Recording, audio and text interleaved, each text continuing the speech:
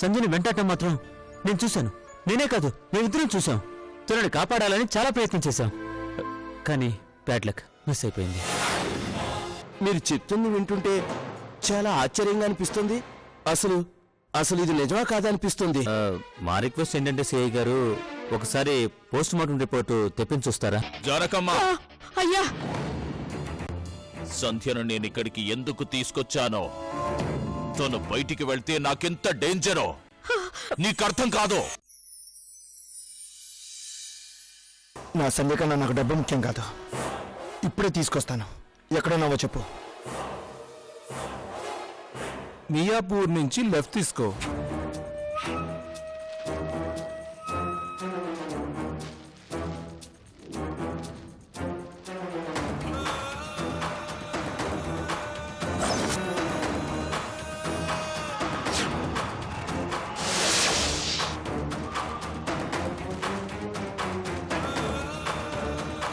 Okay, అరగంటలో నీ దగ్గర ఉంటాను.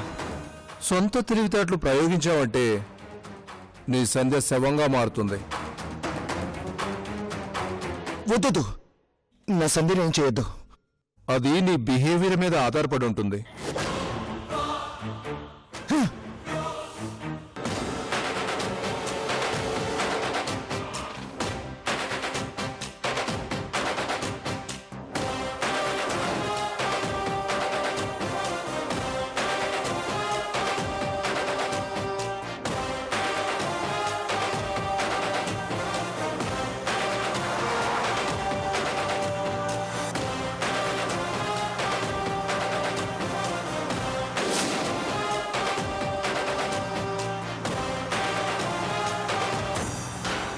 డీల్ సెట్ అయిపోయింది.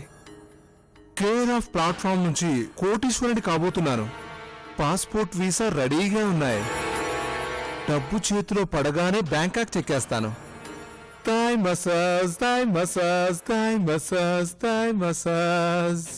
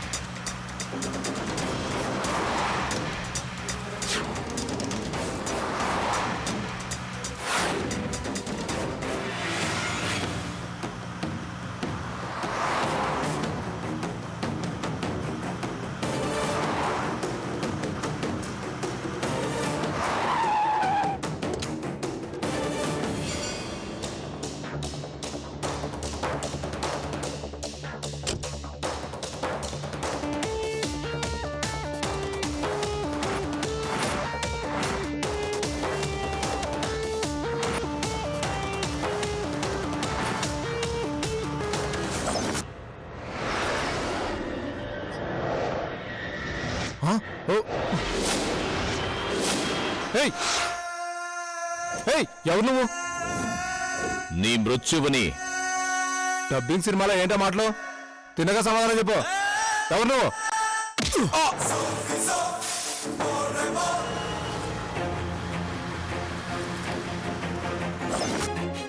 నన్నే కొడతావా? అసలు ఎవరో నువ్వు? ఏం కావాలి నీకు? ఈ సంధ్య కావాలి. దీంతో నీకేం పని? ఈ సంధ్య నీకెంత అవసరమో నాకు అంతే అవసరం.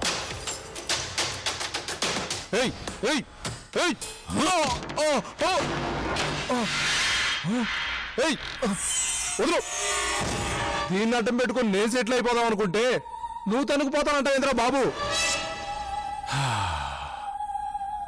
రైట్, రారా.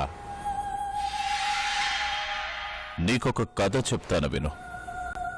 కాలువ గట్టున 2 పిల్ల కప్పలు పురుగులను తింటుంటే పామొచ్చి ఒక కప్పను మింగేసింది. రెండో కప్ప తల్లి దగ్గరకొచ్చి జరిగింది చెప్పగానే ఆ తల్లి కప్ప ఏం చెప్పిందో తెలుసా? పురుగుల్ని తినడానికి మనల్ని తినడానికి పాముల్ని ఆ దేవుడు సృష్టించాడమ్మా అని చెప్పింది. ఒక్క ముక్క అర్థమైతే నీ షూతో కొట్టు. నేను చెప్పిన కథలో సృష్టి రహస్యమేంటంటే కోడి పిల్లని గద్ద తన్నుకుపోతే గద్దని రాబందు తన్నుకుపోతుంది.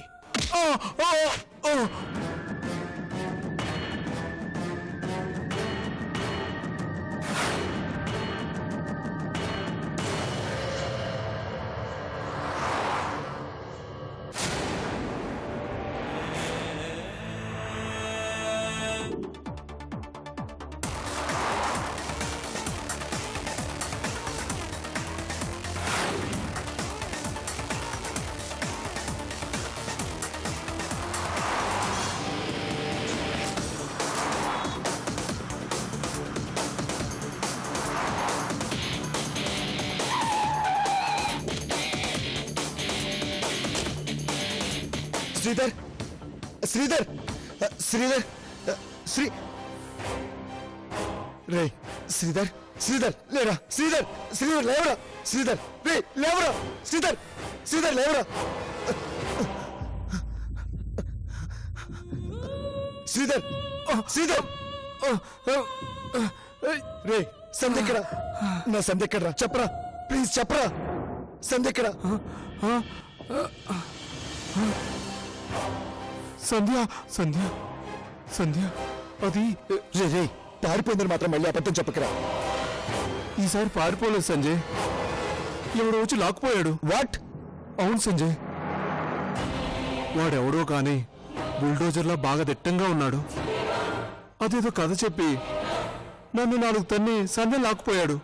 రే అబద్ధాలు చెప్పావంటే నా చేతిలో చచ్చిపోతావు. లేదు సంజయ్, నీ బ్యాడ్ లక్కో నా బ్యాడ్ లక్కో తెలియదు కానీ ప్రతిసారి దొరికినట్టే దొరికి మిస్ అయిపోతుంది. రే నీ కాలు పట్టుకుంటాను రా, పదే పదే నమ్మించాలని ప్రయత్నించకు ప్లీజ్ రా. నా సందేహం నాకు ఇచ్చారా? ఇదిగోరా, ఇదిగో నువ్వు అడిగిన డబ్బు తీసుకొచ్చాను. ఇదిగో ఈ డబ్బు సరిపోతే ఇంకో 2 కోట్లు ఇస్తాను రా. ప్లీజ్ రా, కావాలంటే నా ఆస్తి మొత్తం ఆశిస్తాను రా. నా సంధ్య ఎక్కడుందో చెప్పరా ప్లీజ్ రా. నా సందేహం నాకు ఇచ్చారా ప్లీజ్ రా.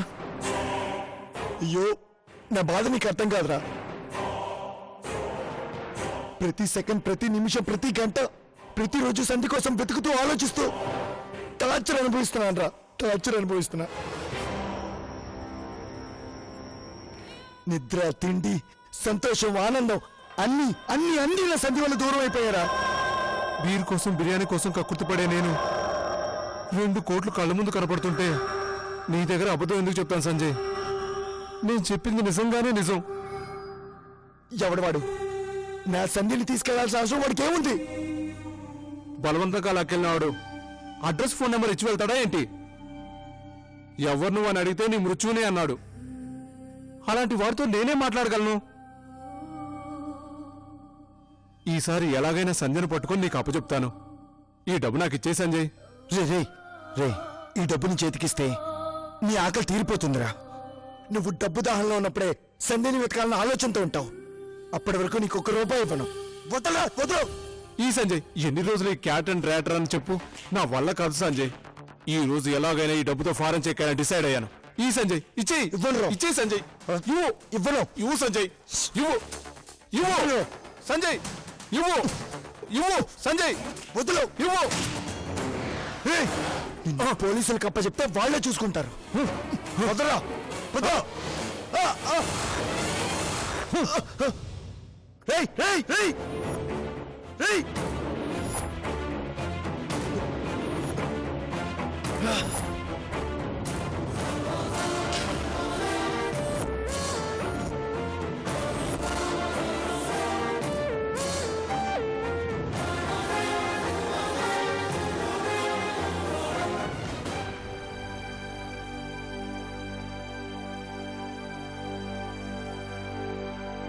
కళ్ళ ముందున్నప్పుడు నీ విలువ తెలుసుకోలేకపోయాను.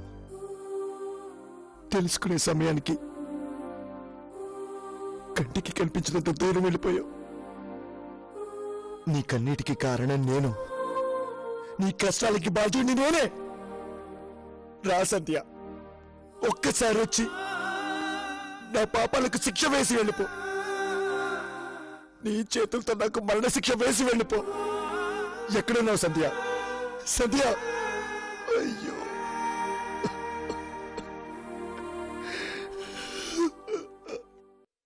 సంధ్య, సంధ్య, సంధ్య.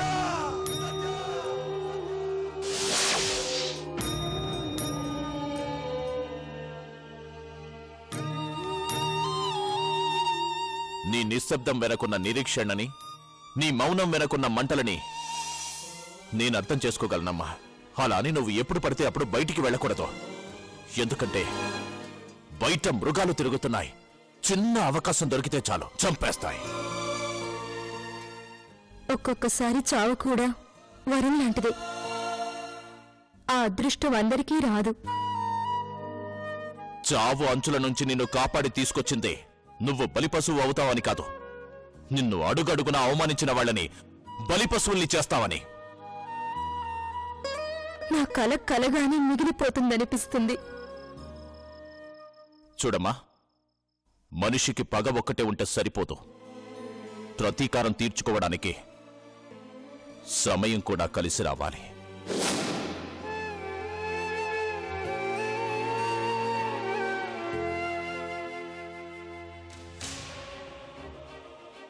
యుద్ధం చేయాలనే సంకల్పం ఉంటే సరిపోదు, వ్యూహరచన కూడా చాలా అవసరం.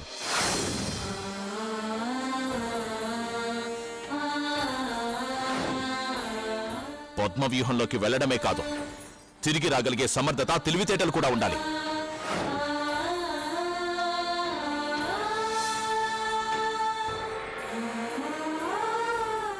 నీ జీవితాన్ని నాశనం చేసిన వాణ్ణి అంతం చేయడానికి మార్గాలు నేను చూపిస్తాను. నువ్వు ఆచరిస్తే చాలు.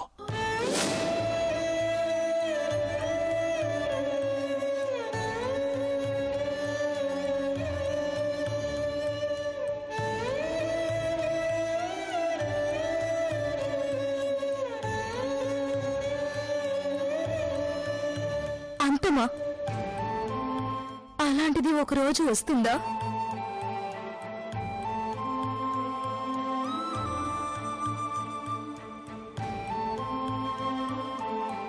చెడ్డ మనుషులు ఎల్లకాలం ఉంటారు కాని చెడ్డ రోజులు ఎల్లకాలం ఉండవమ్మా. నీ పగ చల్లారే రోజు, అతన్ని అంతం చేసే రోజు తప్పకుండా వస్తుంది. ఆశతోనే బ్రతుకు. బతుకుతాను, ఆశతోనే బతుకుతాను, ఆ పగతోనే బతుకుతాను. నా కలల్ని, నా ఆశల్ని కాలి కింద నలిపేసిన వాడి నాశనాన్ని చూసేంత వరకు బతుకుతాను. నా నుదుటి రాతని మార్చేసిన వాడి రాత్రి మార్చడానికి చివరి క్షణం వరకు బతుకుతాను.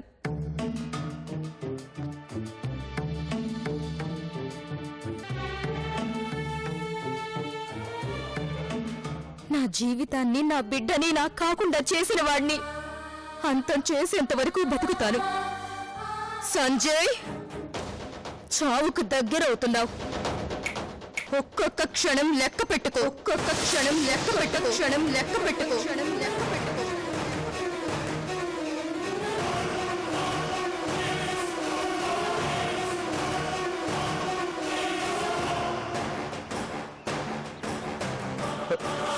ఏంటి సంజయ్ ఇది? సంధ్య చనిపోయిందని కొన్ని రోజులు, సంధ్య బతికే ఉందని కొన్ని రోజులు అందరూ అనుకున్న దానికి ఆధారాన్ని శ్రీధర్గాడు పంపిస్తే ఎంతో ఆశతో వెళ్ళాను. కానీ మళ్ళీ సంధ్య దూరమైంది.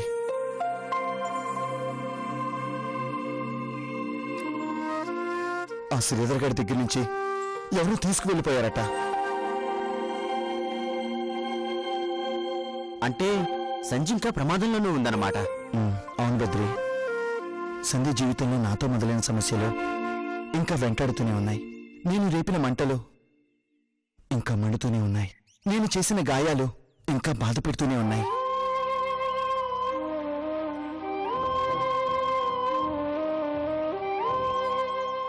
సంధ్య జీవితాన్ని ఆ దేవుడు ఒక ఒడ్డుకి ఎప్పుడు చేరుస్తాడో, నేను చేసిన తప్పులు సర్దిద్దుకోవడానికి అవకాశం ఎప్పుడు ఇస్తాడో అని ప్రతి క్షణం ఎదురు చూస్తూనే ఉన్నాను బద్రి.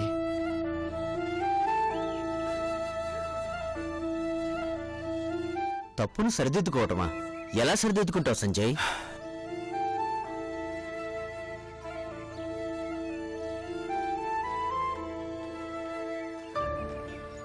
నువ్వు కోరుకున్నట్టే సంజయ్ నీ కళ్ళ ముందుకొస్తే ఏం చేస్తావు?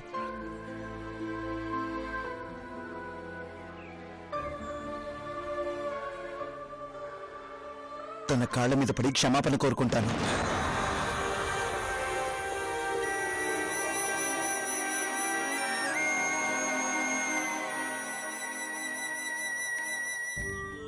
నా కన్నీళ్లతో నా సంధికి అభిషేకం చేస్తాను. అలా చేస్తే నీ పాపానికి ప్రాయశ్చిత్తం తొలగిపోతుందా?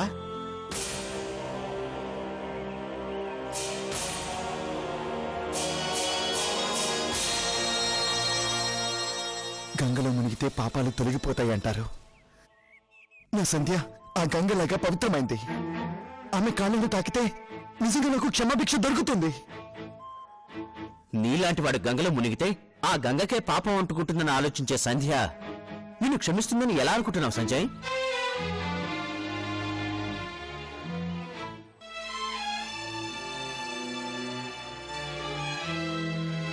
శరీరంలో బాణాలు గుచ్చుకుంటే తీయగలం కానీ మనసులో అవమానాలు గుచ్చుకుంటే అంత తొందరగా తీయలేవు సంజయ్.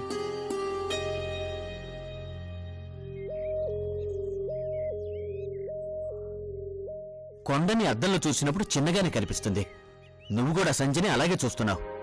నువ్వు చేసిన గాయం చిన్నది కాదు, నెలకు సంవత్సరానికి మర్చిపోయేది కాదు, జీవితాంతం గుర్తుపెట్టుకునేది.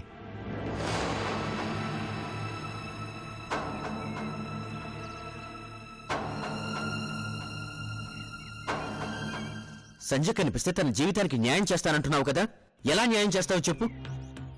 ఉషని మనసులో పెట్టుకుని సంజయ్కి పరిష్కారం ఎలా చూపిస్తావు?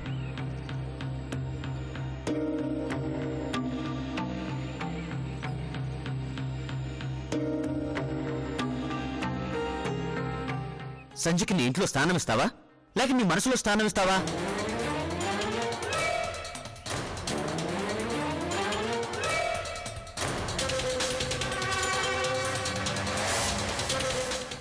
నీ వల్ల ఒక బిడ్డకి తల్లైన తనని తాళిగట్టి నీ దాన్ని చేసుకుంటావా?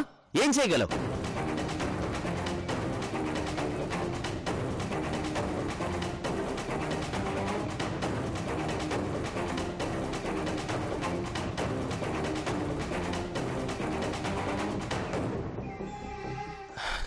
నువ్వు అడిగిన ప్రశ్నలకు జవాబు ఇప్పటికైతే నాకు తెలీదు. సంధ్య కనిపిస్తే ఏం చేస్తానో కూడా నాకు తెలీదు.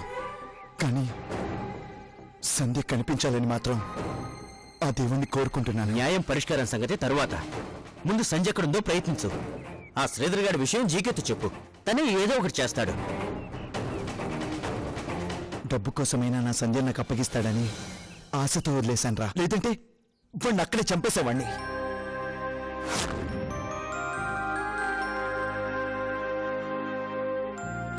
అందుకే ఈ విషయం ఎవరికి తెలియకూడదు.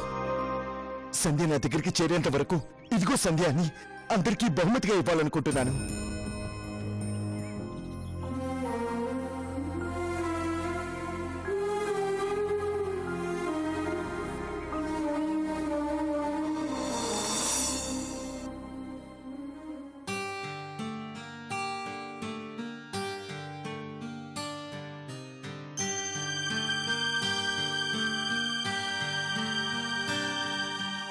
ये क्या है राजू साहब? उत्तर प्रदेश का कॉन्ट्रैक्ट के लिए मैं बहुत दिनों से इंतजार कर रहा हूं, लेकिन ఆ కాంట్రాక్టు మీరు ఎవరికో ఇచ్చేశారు. నా కూతురు ఒక్కసారి డిసైడ్ చేస్తే there is no second thought mister Shinde. Raju sahab, ये मजाक नहीं, बिजनेस. एक दिनों में सब बदल हो जाएगी. बिजनेस फील्ड లో మన ఎక్స్పీరియన్స్ అంత వయసు లేదు మీ బేటీకి. మీది బేటీ చాలా చిన్నపిల్ల. చూడండి షిండే, కొన్నిసార్లు ఆలోచనలు చిన్నవిగానే ఉంటాయి, ఆలోచించేవారు చిన్నవారిగానే ఉంటారు. కానీ ఆ గెలుపుకు వారే కారణమవుతారు. 11 ఏళ్ల బాలుడు ప్రపంచం గర్వించే ఐన్స్టీన్ ఐక్యూని గెలిచాడు. ఆ పిల్లాడికి అనుభవం లేదు, తెలివితేటలు ఆలోచనలు మాత్రమే ఉన్నాయి. నా కూతురు కూడా అంతే. తెల్లవారితే నా బిజినెస్ ఎంపైర్ కొలాప్స్ అయిపోతుంది అనుకున్న సమయంలో శత్రువుల మీదకి మిస్సైల్ అటాక్ చేసింది. తను గెలిచి నన్ను గెలిపించింది. అనుభవం లేని వాళ్ళకు పాఠాలు, అనుభవం ఉన్న వాళ్ళకి గుణపాఠాలు నేర్పించింది. ఫైనల్ గా మీరు ఏం చెప్పాలనుకుంటున్నారు? एक ही बात, मेरी बेटी ने जो फाइनल किया वही फाइनल. టీకే బెహన్ టీకే, లేకిన్ నెక్స్ట్ కాంట్రాక్ట్ నాకే కావాలి. वो बाद में देख लेंगे भैया, पहले खाना तो खाओ.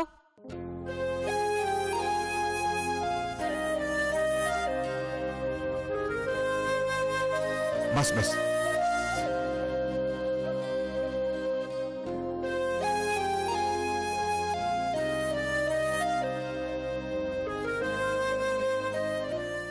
కావున రాజు సాబ్, నా కూతురు వచ్చాక తింటాను. క్యా ఫార్మాలిటీస్ యార్?